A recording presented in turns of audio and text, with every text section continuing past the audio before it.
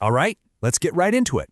Today, we're exploring a figure that haunts our modern imagination, not with rattling chains or ghostly wails, but with a cold, clinical silence. We're going to dissect the very idea of the gray alien, but through a Gothic lens. This really sets the stage, doesn't it? The phantom we're looking for isn't in some dusty old graveyard. No, we have to look up to the cold, empty sky, because the ghost we're hunting is not of this world. So, Act 1, a new Gothic horror. The point here is that the sublime terror of the past, it hasn't just vanished, it's merely changed its address.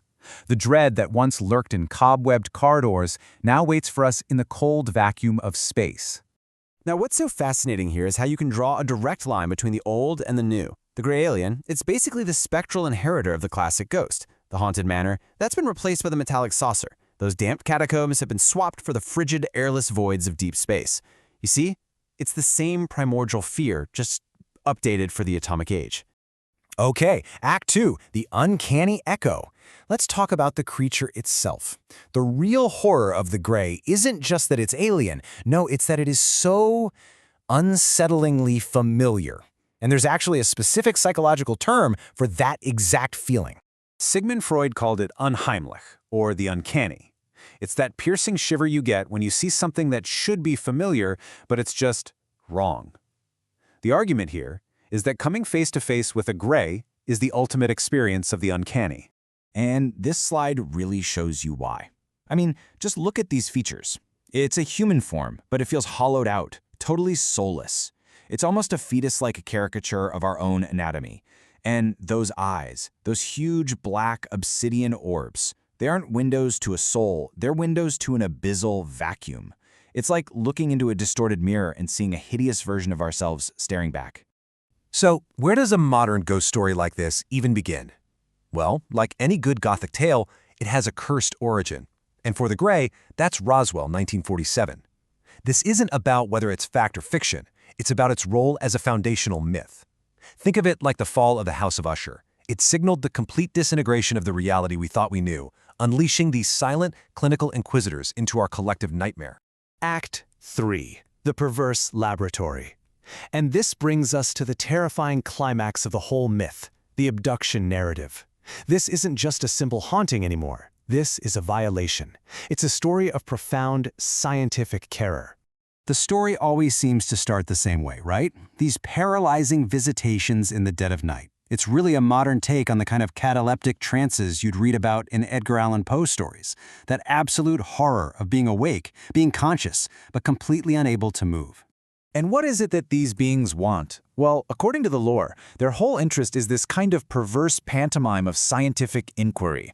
They have this macabre, almost ritualistic obsession with the human body, with our flesh and our blood. So, what's their motive? That's the crucial point. These aren't ghosts looking for revenge or some buried treasure. No, they are hunters of genetic essence. Their surgeries are described as less medical and more like a bizarre ritual. The narrative goes that they are a dying race, engaged in a kind of sterile interstellar necrophilia, this parasitic yearning for the vibrant life that they've lost. Act 4. A symbol of alienation.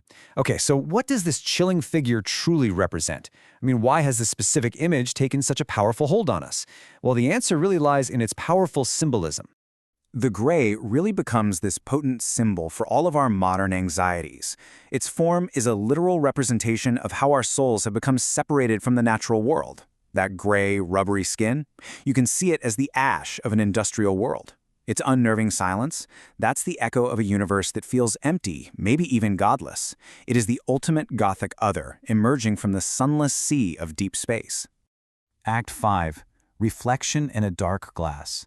And this is where the analysis really turns inward.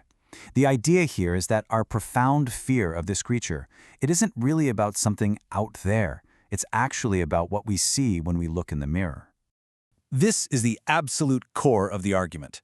The gray isn't just some alien invader. It's a dark reflection of ourselves. It's a projection of our deepest anxieties about where we, as a species, are actually heading, about what we fear we might become. And that forces us to ask a really direct question. If this creature is a mirror, what's the fundamental fear that it's showing us? What is our core dread?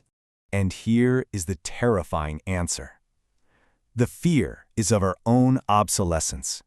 The dread that our consciousness, our soul, our individuality, it's all just an illusion. That we are, at the end of the day, just biological machines, clockwork that can be taken apart, studied, and then discarded by superior, colder, more intelligent hands. Act 6, The Hunger of the Unknown. And so, we arrive at our final act. But the story of the Grey doesn't really offer a neat conclusion. Instead, it just leaves us with the unsettling persistence of a powerful, modern myth. I think this is a perfect final parallel. Edgar Allan Poe found absolute terror in the sound of a beating heart under the floorboards. Today, we find that exact same terror in the low hum of an unidentified craft, or in a fleeting shadow that passes by the bedroom window. So whether they actually exist or not, it's almost beside the point. The legend of the gray alien has become this permanent fixture in our modern mythology. It's an unshakable part of our collective unconscious.